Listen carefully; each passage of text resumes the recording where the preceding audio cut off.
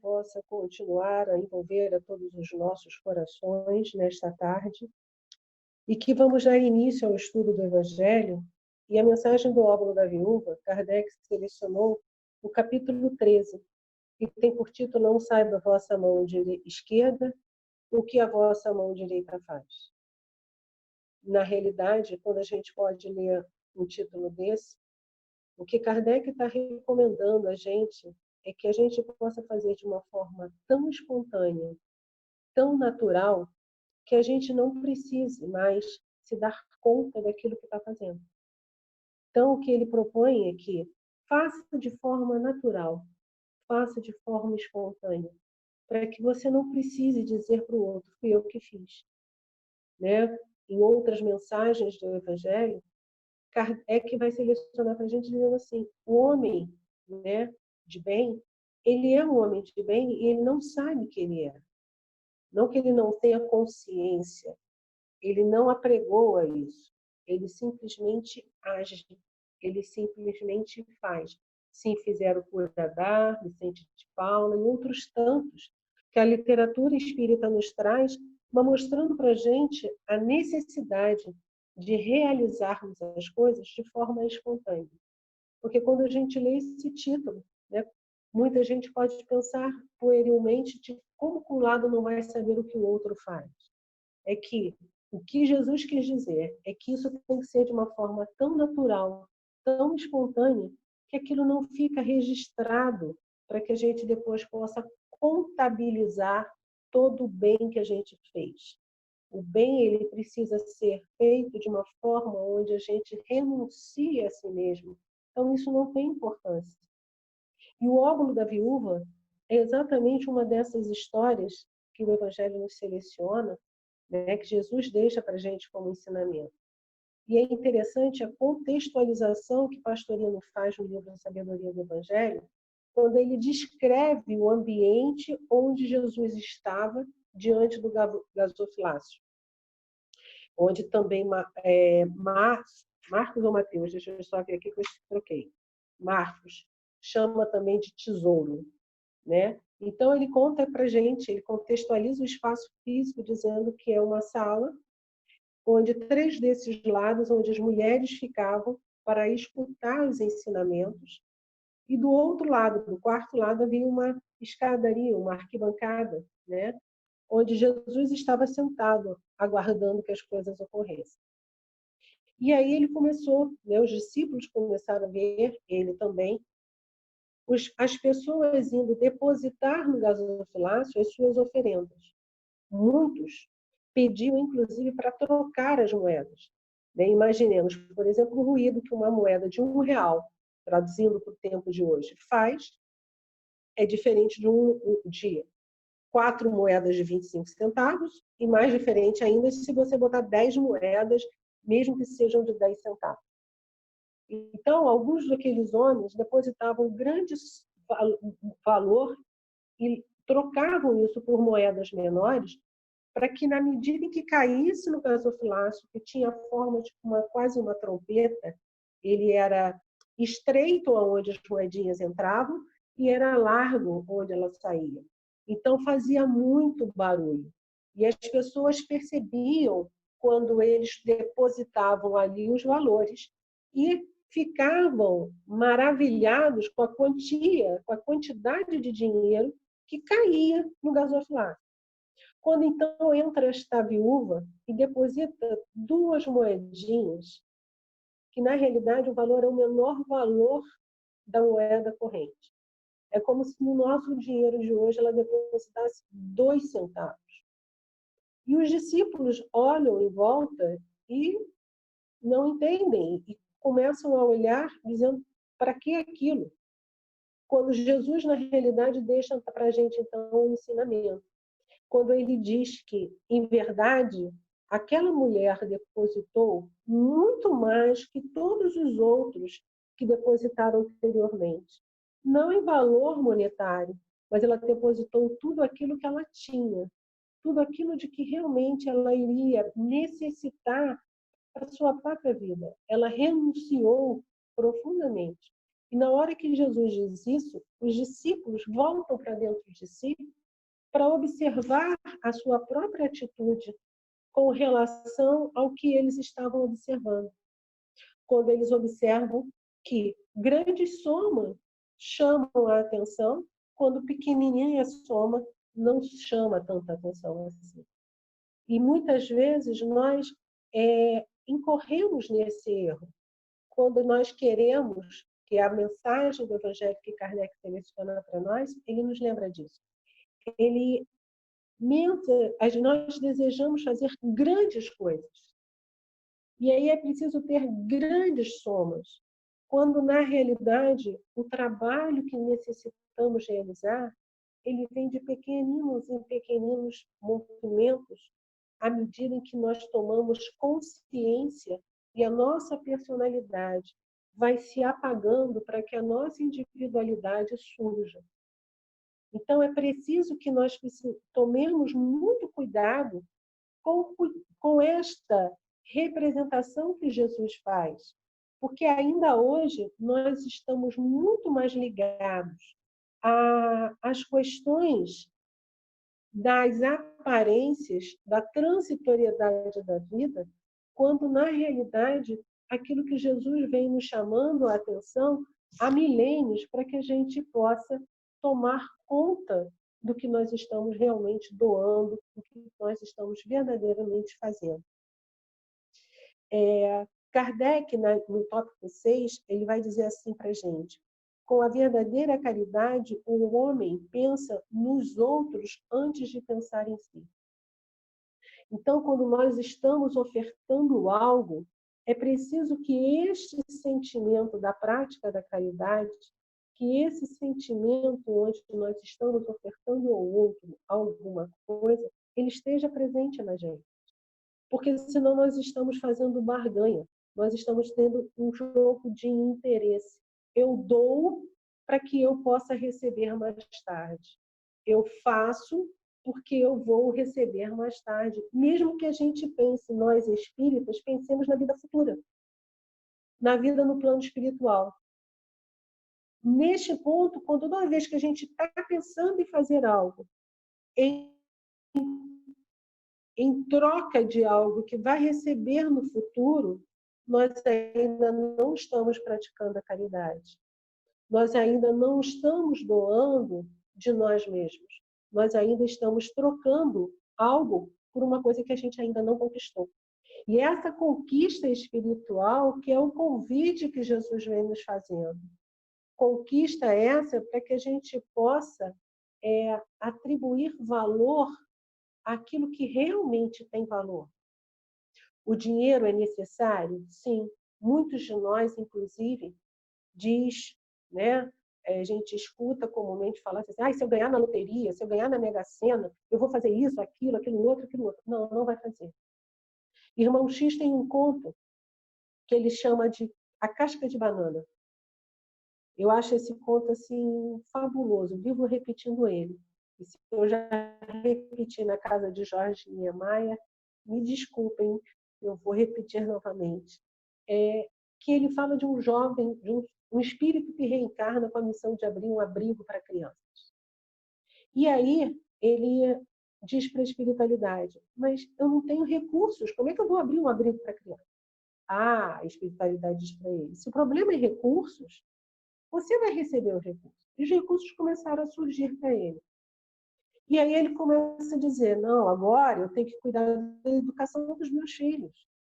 Não, agora eu tenho que cuidar da faculdade dos meus filhos.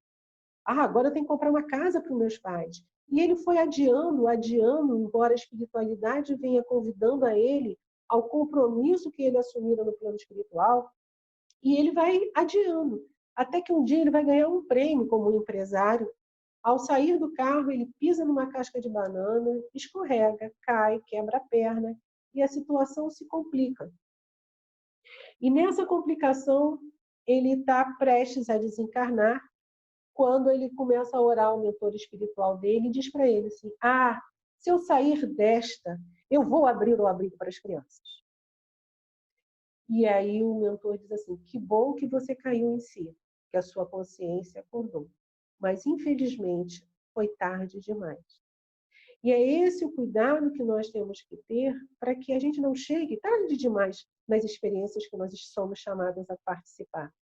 Jesus quer que a gente pratique a caridade. Jesus nos convida a sermos solidários, a ajudarmos uns aos outros, da melhor forma que nós pudermos. Nós não precisamos de dinheiro para fazer o bem a quem quer que seja. Precisamos, sim, de ter boa vontade, de ter disposição íntima para realizar o bem, porque muitas vezes vamos ter que sair de nós, do nosso comodismo, do nosso bem-estar, para ir atender ao outro. Esse é um convite que Jesus faz. Ele continua dizendo assim, na página que ele continua, Kardec seleciona. Infelizmente, a maioria vive a sonhar com os meios mais facilmente de se enriquecer de súbito e sem esforço, correndo atrás de quimeras, quais a descoberta de tesouros de uma favorável ensancha aleatória, do recebimento de inesperadas heranças. Ou seja, aquela história que nós contamos do irmão X. A gente fica esperando as melhores condições para realizar o bem. Quando as melhores opções que nós temos é o hoje, é o aqui e agora.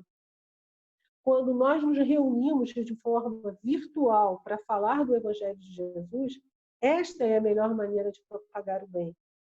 Porque as pessoas que muitas vezes vão ouvir o que nós estamos falando, que estamos conversando, trocando conosco, nós vamos estar levando muitas vezes a esperança, o alento necessário para que cada um possa enfrentar as dificuldades do dia a dia, que são muitas.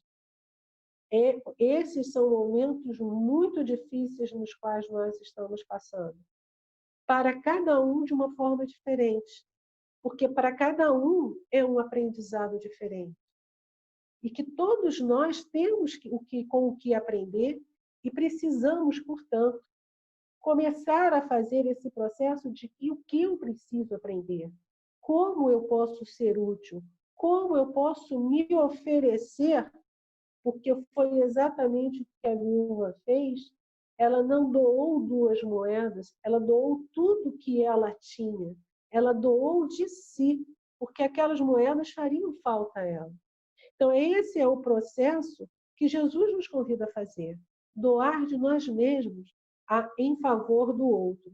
Kardec continua dizendo assim: que dizer dos que esperam encontrar nos espíritos auxiliares que secundem a sua concessão de seus objetivos? Ou seja, a espiritualidade, a realização desse projeto, mas eles não vão fazer por nós e não vão interferir no nosso livre-arbítrio. Do mesmo jeito que o mentor da história da casca de banana não interferiu no livre-arbítrio do nosso companheiro. Eles não interferem conosco. É preciso que a nossa decisão de caminhar com o Cristo e fazer o que precisamos realizar, ela seja nossa, para que nós tenhamos o valor necessário. E Pastorino diz assim, no livro, comentando essa passagem, ele diz assim: na escala de valores para a individualidade, é aferida pelo grau de renúncia e de sacrifício que cada criatura tem a capacidade de realizar. Então, não vai ser de forma fácil. Não vai ser de forma como se a gente estivesse numa colônia de férias. Não. Nós não reencarnamos para estarmos numa colônia de férias. Nós reencarnamos para transformar o nosso mundo íntimo, para que a gente possa fazer as renúncias e os sacrifícios necessários para que a gente possa crescer. E Emmanuel tem uma página que nós, quando falamos em doação, né, o Caligares, ele lembra numa página do livro Páginas de Espiritismo Cristão, ele lembra que muitas vezes nós ficamos muito mais preocupados com o valor que nós vamos receber numa doação do que propriamente com aquilo que nós estamos realizando. Ele chega a comentar a frase mais ou menos assim: se a gente vai pedir a doação para alguma obra, a gente fica com medo, até com receio, de que a pessoa que vai iniciar um livro de ouro, que vai fazer a doação, não dê aquela doação valorosa para que possa inspirar a todos os outros continuarem a dando numa competição para saber quem vai doar mais. Então, é preciso que a gente também tenha cuidado com isso. Porque o importante não é aquele que doa mais dinheiro, mais coisas, mas sim aquele que se doa mais. Por isso, essa página de Emmanuel, que ele fala sobre a esmola, eu acho ela linda. É no livro Fonte Viva, a lição número 60, que Emmanuel vai comentar conosco a seguinte frase de Jesus: dai antes esmola do que tiverdes. Está em Lucas, no capítulo 11, versículo 41. E Emmanuel vai tecendo um comentário que ele diz assim: dai daquilo que tendes e não daquilo que detendes. Essa é a diferença. Quando aqueles homens depositam no gasofilácio grandes fundos de dinheiro, eles não estão dando deles, eles estão dando daquilo que eles detêm. Fizeram o bem? Sim, fizeram. O dinheiro que vai ser doado em prol de uma causa, em prol de um projeto, vai ser importante? Sim, vai ser importante. Mas é muito mais importante que você se doe no projeto, que você se doe àquela causa. Porque aí você está se doando de você mesma. Você está se doando de si mesmo. Você está fazendo aquilo que aquela viúva fez, que foi o que Jesus falou. Ela doou tudo o que ela tinha. Ela doou de si. Ela fez o que ela precisava fazer. Independente de que os homens pudessem dizer, mas são só 2 moedinhas, é só isso que você pode fazer? Sim, mas é de pequenos e pequenos movimentos, de pequenos e pequenos atos que nós vamos construindo uma nação, nós vamos construindo a nós mesmos. E ele diz assim: é justo, porém, salientar que a fortuna ou a autoridade são bens que detemos provisoriamente na marcha comum e que dos fundamentos substanciais da vida não nos pertencem. O que efetivamente nos pertence? Que tudo aquilo que a gente tem é aquilo que a gente leva, é a bagagem espiritual que a gente vai fazer. Conhecimento, boas ações, transformações no nosso campo moral, conquistas morais, tudo isso é efetivamente aquilo que a gente tem. E não daquilo que a gente detém. Que o que a gente detém, que a gente possa efetivamente fazer aquilo que precisamos fazer para conquistar a nós mesmos. Esse é o processo. Né? E Emmanuel continua dizendo assim: o dono de todo o poder e de toda a riqueza do universo é Deus, nosso Criador e Pai, que empresta os recursos aos homens segundo os méritos e as necessidades de cada um. Então, se um veio rico e o outro não, é porque a prova da riqueza era necessária para aquele e não era necessária para este outro. Se este veio muito pobre, é porque ele precisava aprender algo com aquela experiência. Mas isso não significa que nós não possamos ajudar os dois lados. Porque o irmão que vem com a prova da riqueza, muitas vezes, se atrapalha glamorosamente, porque na Terra as aparências vão contando mais. E ele acha que ele é melhor do que o outro porque ele tem cifras maiores no banco. E como a mensagem mesmo do Evangelho diz, ainda não foi detectada nenhuma diferença substancial no sangue de um e do outro. Somos todos iguais. Da mesma forma que aquele que é muito humilde, muito pobre, né? Não humilde no sentido da humildade, mas sim no sentido de não ter como, às vezes, se expressar, ele tem algo a nos oferecer, tem algo que possa nos ensinar e nos ajudar. Eu me recordo, é uma experiência pessoal, certa vez minha mãe foi fazer um estudo em Duque de Caxias. E em Duque de Caxias, como é na base da serra, quando para de chover é que aí a coisa sobe, porque a água escorre da serra. E nós estávamos meio atrapalhados no trânsito quando uma criança com síndrome de Down virou para a mãe dele e disse assim: mãe, diz para eles passarem com o carro por onde a gente passa. E a mãe não estava entendendo. Eu disse assim: peraí, filho, o que você quer dizer? Passa por onde a gente passa. E aí ele mostrou. Era passar por cima de um pedacinho da calçada que nós ganharíamos o viaduto e chegaríamos no outro lado. Então, o auxílio, ele vem da onde a gente menos espera. E ele surge na nossa vida. Então, todos nós somos capazes de auxiliar. Todos nós somos capazes de doar algo de nós mesmos em favor de uma causa maior, em favor de um bem comum.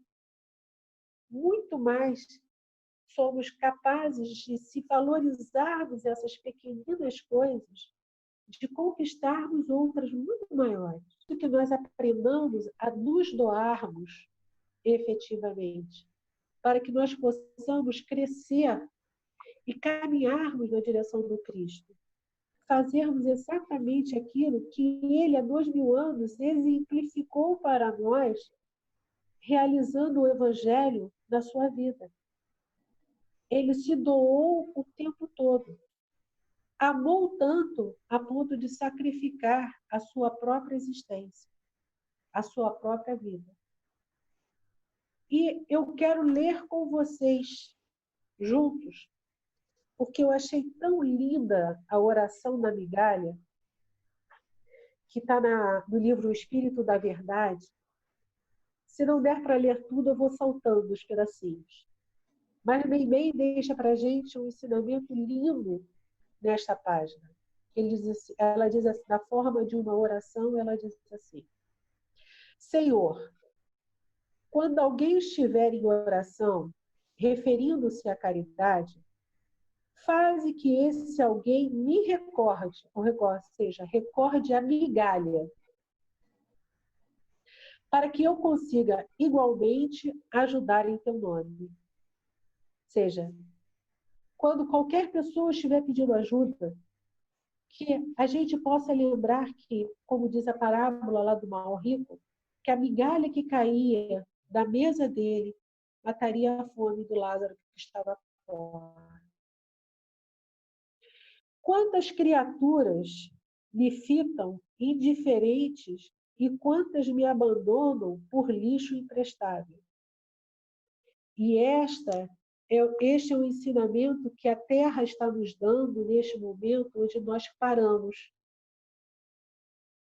onde a quantidade de lixo que nós estamos cheirando é muito menor. E nós vamos vendo o mar se refazendo, nós vamos vendo os animais passeando pelas cidades, onde antes nós fazíamos tanto barulho e jogávamos coisas fora, muitas vezes sem necessidade, que ela está dizendo para a gente: o lixo não é emprestável. Dizem que sou moeda insignificante, sem utilidade para ninguém. Contudo, desejo transformar-me na gota de remédio para a criança doente.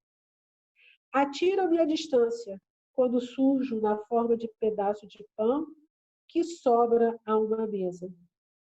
No entanto, aspiro a fazer ainda a alegria dos que choram de fome.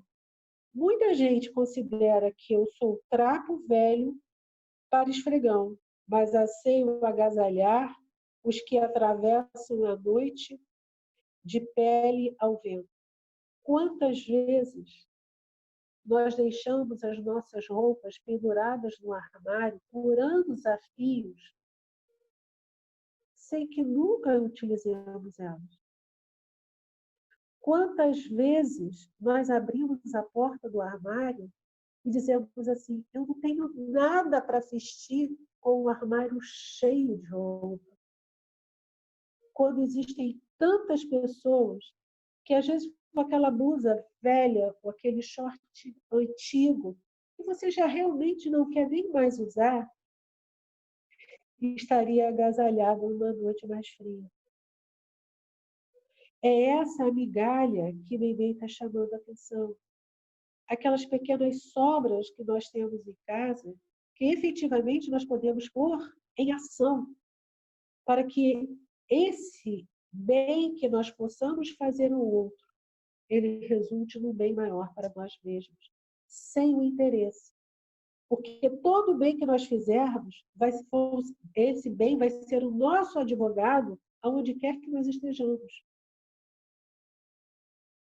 Afirmam que sou apenas migalha e por isso me desprezam.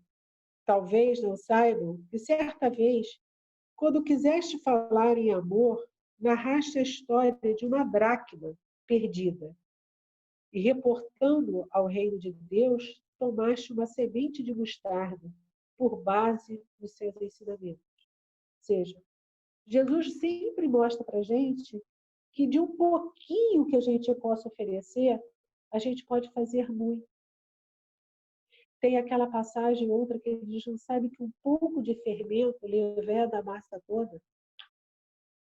Então, nós não precisamos de muitos bens materiais. Nós precisamos de muita boa vontade para que nós possamos fazer daquilo que nos sobra, daquilo que nós temos na nossa mão, fazer daquilo um instrumento de crescimento para nós e para o outro, que não vai se sentir tão sozinho, tão relegado a nada, tão esquecido da sorte. Essa semana, né, não quero levar ninguém às lágrimas, eu recebi uma postagem no Facebook que me levou às lágrimas, de uma jovem médica pedindo para que a gente não julgasse ninguém, porque ela havia julgado a um pai que levou o filho para ser atendido numa UPA, nesse momento onde a UPA está cheia com possibilidades de contaminação. E o menino estava constipado. E aí o pai disse que ele não comprou o remédio para o menino. E a mãe perguntou, a médica ia começar a dar uma bronca no pai, dizendo que como que ele não comprou o remédio para o menino? E o menino de 4 anos virou para a médica e disse assim: tia, o meu pai é pedreiro e nesses tempos ele não está tendo trabalho. Então ele não teve dinheiro para comprar o meu remédio. Muitas vezes, esse pequeno detalhe fez com que ela caísse em si e visse que aquele pai estava fazendo, naquele momento de levar o filho para uma UPA, que estava com o abdômen totalmente comprometido já com as fezes, todo endurecido, era o melhor que ele podia fazer. E nós não temos condição de julgar a ninguém. Nesses dias difíceis que nós estamos atravessando, nós podemos, se não pudermos ajudar financeiramente, nós podemos ajudar com o nosso pensamento, nós podemos ajudar com as nossas orações, nós podemos ajudar com as nossas melhores vibrações, para que o planeta possa ultrapassar essa onda de uma forma mais serena, menos doída para todos nós. Nós somos bem-aventurados porque recebemos os conhecimentos da doutrina espírita. Mas também precisamos colocá-los em movimento para que possamos ajudar a maior parte das pessoas. Não basta conhecermos a doutrina, é preciso que nós possamos oferecê-la através das nossas atitudes. E Meimei vai continuar dizendo assim: faze, Senhor, que os homens me aproveitem nas obras do bem eterno. As pequenas coisas, as pequenas migalhas, ela não está pedindo fortuna. E para que me compreendam a capacidade de trabalhar, dize-lhes, Senhor, que um dia estivemos juntos em Jerusalém, no templo de Salomão, entre a riqueza dos poderosos e as joias faiscantes do santuário.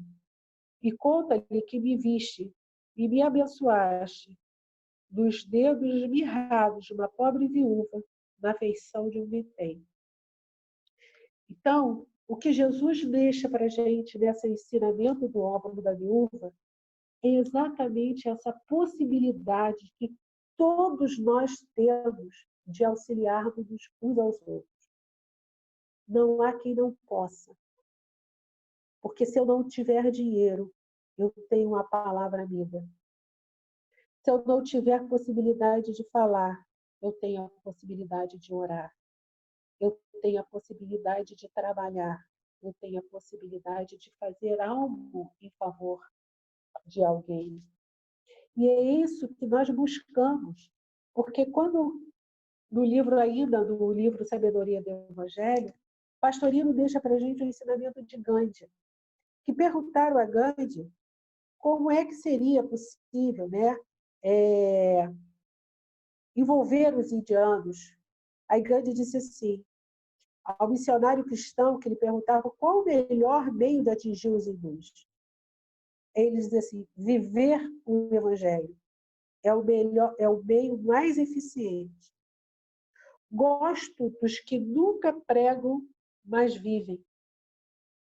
A rosa não precisa pregar, simplesmente esparge seu perfume. Então, nós, como Jesus queria que a gente fizesse, né? Ele espera que a gente faça. Há 2000 anos ele diz assim, nós seríamos reconhecidos por muito nos amarem. Esse amor que possa nos fortalecer enquanto amigos, companheiros, ele precisa encontrar espaço para crescer na direção dos outros que não convivem com a gente. E Neio Lúcio, do livro Jesus no Lar, ele tem uma historinha muito interessante. Ele vem nos contando uma história de dois senhores que vinham cansados. Né? A gente sabe que são ensinamentos que Jesus deixava no círculo dos discípulos, a partir de questionamentos que eles faziam. E ele conta essa história, que vinham dois senhores no momento onde a friagem estava muito grande.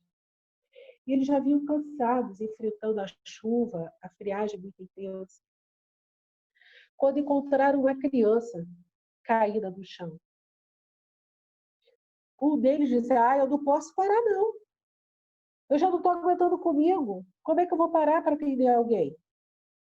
O outro dizia assim, mas é só uma criança, a gente precisa ajudar ele. Não. E esse que achou que não podia ajudar, continuou seguindo o seu caminho. O outro, então, parou, envolveu a criança com seu manto, agasalhou o seu corpo e foi andando no ritmo mais lento, enfrentando a intempérie, mas chegou à pousada. E se surpreendeu que, quando chegou na pousada, o amigo ainda não havia chegado. E aí ele chegou, acolheu a criança, se recuperou. No dia seguinte, quando foram procurar por um amigo, ele descobriu que o amigo tinha se desviado do caminho e se atrapalhou lá, caindo num lugar muito alagado. E ele não conseguiu sair e saiu a desencarnar desta forma. Então, Jesus, depois de um curto silêncio, conclui expressivamente da seguinte forma essa história. As mais eloquentes e exatas testemunhas de um homem perante o Pai Supremo são as suas próprias obras. Aqueles que amparamos constituem nosso sustentáculo. O coração que socorremos converter-se-á, agora ou mais tarde, em recurso em nosso favor. Ninguém duvide, um homem sozinho é simplesmente um adorno vivo da solidão. Mas aquele que coopera em benefício do próximo é credor do auxílio comum. Ajudando, seremos ajudados. Dando, receberemos. Esta é a lei divina. Mas que não façamos com interesse, porque a gente sabe que a lei é essa, eu vou dar para receber. Não. Lembremos do título do capítulo que nós estamos estudando. É que não saiba a vossa mão esquerda o que fez a direita. É que façamos de forma tão natural, tão espontânea, que não é preciso que alguém advirta para fazer o bem. A gente faz sem pensar, age de forma espontânea. E dessa forma estaremos praticando a caridade. Aquela caridade que Jesus recomenda, que os espíritos superiores nos dizem, né, que é fazer a caridade segundo a Jesus no Livro dos Espíritos. Benevolência para com todos, ou seja, trabalhar o bem e agir do bem para com todas as pessoas, sem exceção, rico ou pobre. E como o Chico disse certa vez, um companheiro era tão rico, tão pobre, que ele só tinha dinheiro. Às vezes a pessoa se sente tão empobrecida com toda aquela riqueza, tão sozinha em castelos de ouro. Esse é um convite para que a gente possa ser bom com os dois lados, com todos de forma indistinta. O segundo passo para sermos caridosos é que nós sejamos indulgentes. E ser indulgente não é não ver o erro do outro, mas é compreender que o outro ainda não pode fazer de forma melhor. Porque a consciência dele, o estado consciencial dele não o permite fazer. Ele ainda não conhece o espectro da verdade que às vezes nós já conhecemos. E por isso ele ainda não faz direito, porque ele ainda não sabe fazer. E o terceiro passo, que para nós outros ainda é um pouquinho mais difícil, que é o perdão das ofensas. Ou seja, naquele ponto que Gandhi disse, que não existe a ofensa, existe o ofendido. Porque se eu não me ofender, não existe necessidade de perdão. Mas se o meu orgulho ainda fala alto, ele grita, eu vou precisar perdoar o meu irmão. E aí, com o exemplo do Evangelho, não 7 vezes, mas 70 vezes 7 vezes. E em tempos confusos como os que nós estamos atravessando, nós vamos precisar perdoar a nós mesmos e perdoar a muitos irmãos. Porque nas escolhas que cada um vai fazendo, às vezes vai somando dor no caminho do outro. O convite da tarde de hoje é que nós possamos realizar o bem a quem quer que seja. Se eu não posso fazer da melhor forma, que eu faça da forma pequena, na forma de uma migalha, mas que eu possa começar a construir este homem renovado pelo Evangelho de Jesus a partir de migalha por migalha, pedacinho por pedacinho. E eu, infelizmente, estou terminando meu estudo agora. Faltam ainda pelo menos 10 minutos que alguém me disse. Então, a gente possa tentar comentar algo a mais. Mas como eu sempre gosto de permanecer no tema que me foi ofertado para reflexão, tema este que é também tão importante para mim, né? Trabalhar exatamente as dificuldades para que a gente possa construir grandes realidades, somando uns aos outros, construindo pequenos espaços para que a gente possa auxiliar mutuamente a todos aqueles que estão no caminho conosco. E esse caminho é o caminho que Jesus teceu para que nós fizéssemos. A dor, o sofrimento, as dificuldades, fomos nós que semeamos. O Mestre só espera que a gente caminhe de forma mais rápida e mais suave, porque o jugo dele é leve. O fardo é leve, o jugo é suave, porque isso só impõe a gente a necessidade de exercitar o verbo amar. Não mais, né, eu amo, mas amar a todos. Amar indistintamente. Esse é o compromisso que nós temos de ter conosco mesmo. É fácil? Ainda não. Infelizmente, 2000 anos depois que Jesus passou pela Terra, 160 anos depois da doutrina espírita, depois dos 400 e poucos livros do Chico Xavier, nós ainda não aprendemos a sair de nós mesmos para ir de encontro ao outro. E repetindo, não da forma brilhante que Alberto Almeida sempre termina os estudos dele. Deus, em todos os lugares, nos livros, nos templos. E de tanto procurar, certo dia, encontrou uma criança caída ao chão. Os seus 2 olhos revelaram um grande encontro, onde nós nos encontramos conosco mesmos, com o outro e com Deus. É nesse encontro de amor pelo outro que nós encontramos conosco mesmos e nos encontramos com Deus. Porque nós não podemos dizer que amamos a Deus se não amamos o nosso irmão que está ao nosso lado. Que Jesus possa ficar conosco hoje, agora e sempre,